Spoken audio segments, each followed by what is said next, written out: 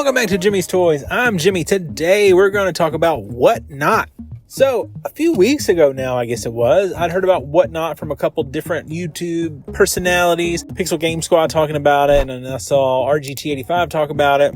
So I thought I'd give it a try, download the app to see what I could see. And I like the basic concept of a live auction, and you have your payment information ready. It gets charged right away. The seller knows right away whether it went through or not. And it just seems like they've done a lot of things to protect both sides. Sellers have apparently a pretty hard process to get into the app. It seems like they want to make sure that you have a nice selection of products to offer and or a way to get more products. I don't know. There's just an real interesting little ecosystem there. And so I purchased so far 4 different lots or items or whatever. And that includes 5 different video games. And I bid on a lot more things, but personally, I try to, not always, but I try to have price charting up and just to see what is kind of the fair market value out there. And once it hits that, I stop bidding. Just kind of what I'm going to do. Because I'm like, if I can get it for that price on eBay, why would I pay more here? Yeah, that's basically what I've done. I think I paid literally a couple pennies above market price for one of these items, but we're going to go through the items I got. We'll take a look at what I paid for them, and then we'll also take a look at what they're going for according to price charting. So the first order I placed was I placed two different orders technically from this one seller, and here are those 2 items. We'll start out with MX Unleashed for the original Xbox in great condition, complete with the manual. This wasn't a game I'm really familiar with necessarily. Did I ever tell you I like Xbox? But yeah, I like Xbox. And so I bid on it. I won the auction. It was pretty cheap.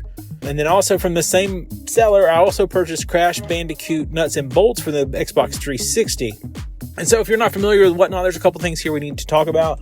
So one of the ways that Whatnot works, the first item you buy has a set shipping cost. It could be $3.50, $4, $8. It varies, but most of the time it seems to be in the neighborhood of about $4.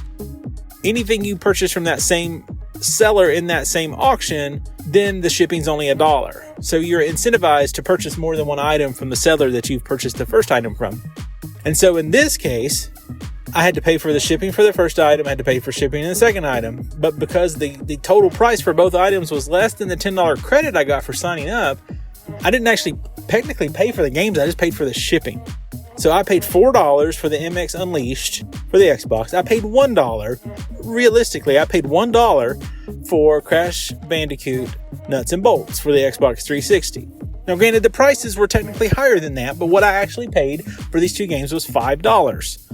Okay, for MX Unleashed for the Xbox, we're going to switch over to price charting real fast. And you can see a complete in-box price with an average 1 sale per week goes for $6.89.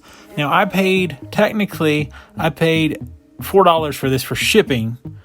The auction went for $7 because it was $3 the bid, $4 for shipping, so $7 for this particular item, which is technically a little over the complete price, except for I had that $10 credit, and so it took care of that $3 bid. I paid the $4 for shipping. Next, so over on price charting, you can see a complete price is $10.84, loose price is $8.24. So I guess somewhere in between that, I guess we'll say $9.50.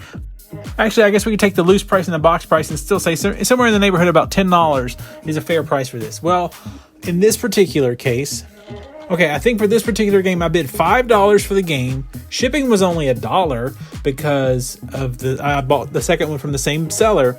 And so in this case, again, I had that $10 credit. It took care of that $5. And so I only paid $1 for this game.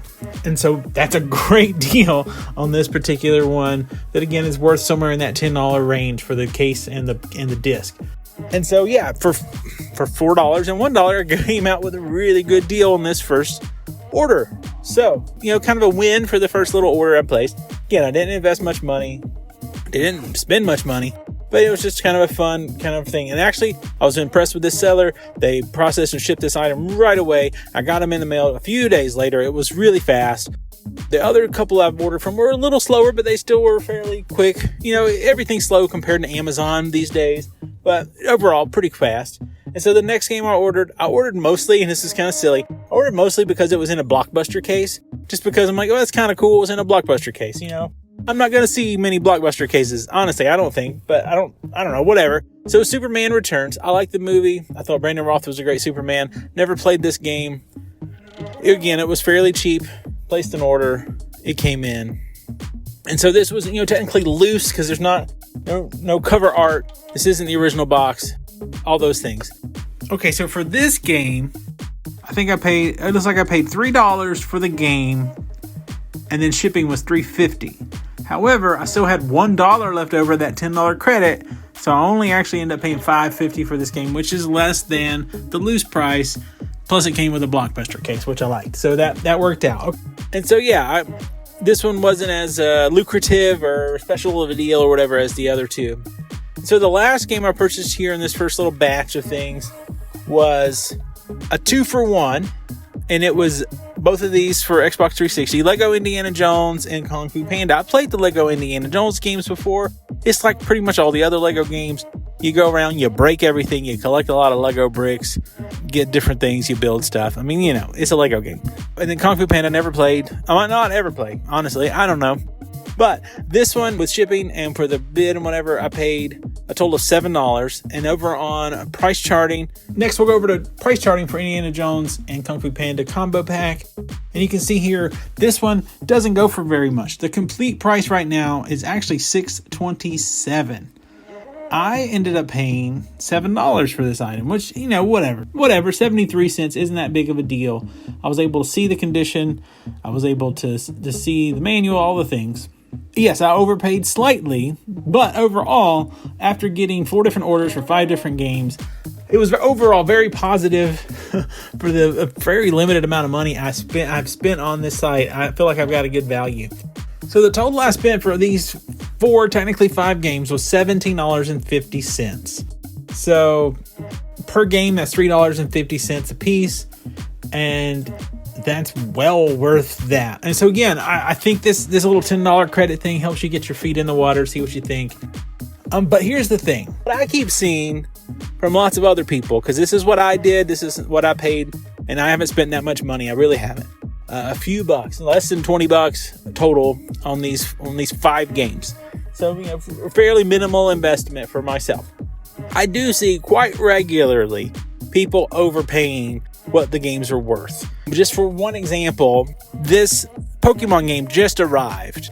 I'd ordered off eBay after placing the order for this Indiana Jones Kung Fu Panda thing. So I'd seen someone buy the same game on Whatnot, and I want to say it went for $28 plus shipping. So it was like $32. I bought this on eBay, $14 plus $4.75 shipping. So I paid a total of $18.75 for it.